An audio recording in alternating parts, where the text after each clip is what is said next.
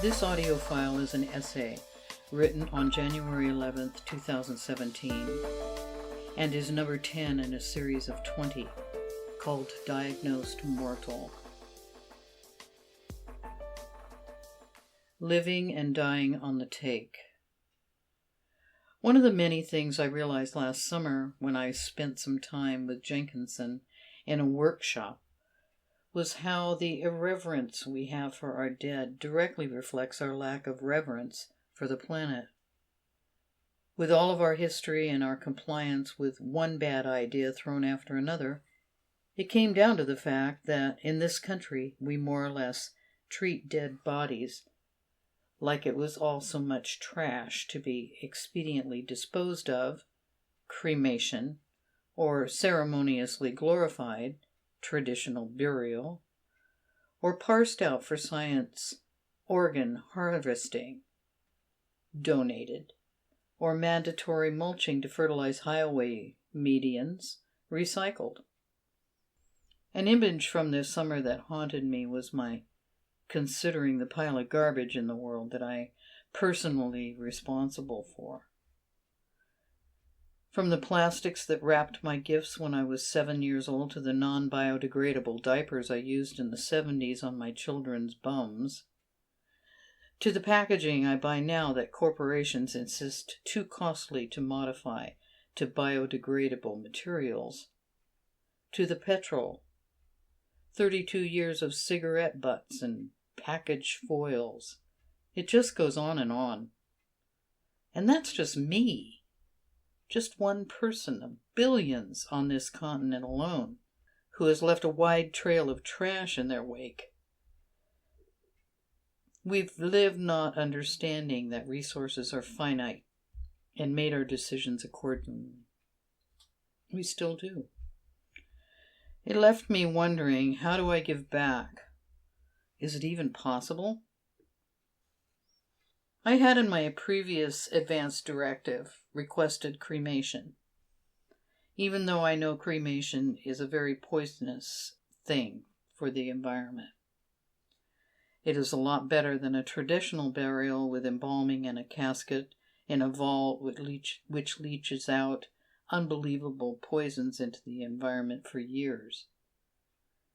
In the interim, I have seen and discussed and developed a rethinking regarding cremation. Between watching the movie A Will for the Woods and having conversations with people at Death Cafe on these issues and receiving the information regarding the need for human ritual in the bigger picture with Jenkinson, I've decided to have a green burial. I have the unbelievable good fortune to live in a progressive state that allows me maximum options available for end-of-life choices.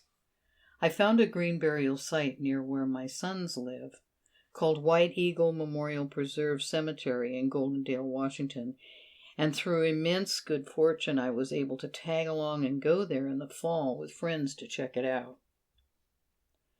Green burial is not cheap, but it is about $10,000 cheaper than traditional burial, and only $1,000 or so more than cremation. In another turn of good fortune, my son offered to float the cost of my decision. He's a brave boy to cheerfully offer to bury his mother. I'm proud of the dark humor my family can employ and still maintain a compassionate intention. The amount of interaction with my death is a sticky bit of business because now I have made things more complicated for my family rather than simpler. Now I am making demands, I realized from the reaction of my friends last night at a dinner party. When I described the wanting to be prepared for my burial by my family or a death doula and to lay in state for 3 days, this appeared to be an uneasy proposition for my dinner companions. Most people would think of this as placing a burden to their children and feel it will add to their grief. It isn't my intention to make my children's grief worse by making things more difficult, but here's the truth of it. A great life is fucking messy, and a good death shouldn't be an exception to that rule. If you love someone, if you hazard that step into their life or you're born into it, it is going to get complicated.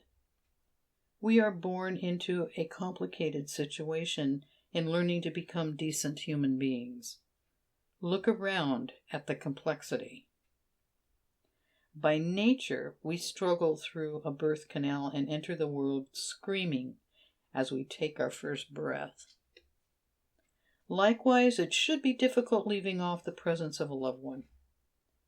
Their life, no matter how we judge it, made an impact on our lives, and that, at the very least, should be recognized. The more time we can take at the onset of the event, the easier and the more appreciative or understood we will be of the life shared. The more we will be able to take away from the experience.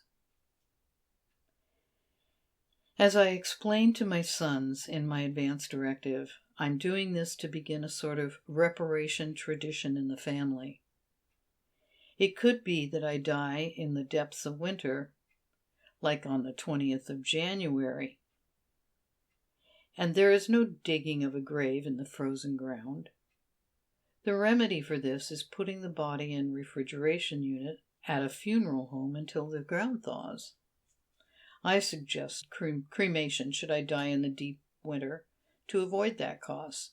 I stipulated, however, that the plot was to be used by a family member when they die, should one rotate up outside of the freezing season. It was agreed. There is a plan B for cremation.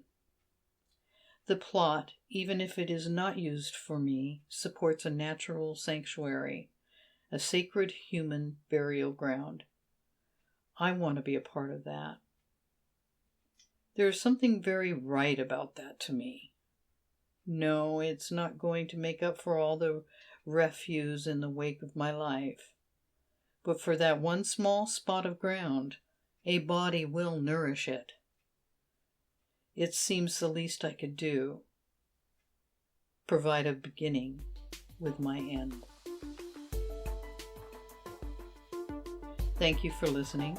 This audio file corresponds to a blog post by the same name at allthedifferentways.com.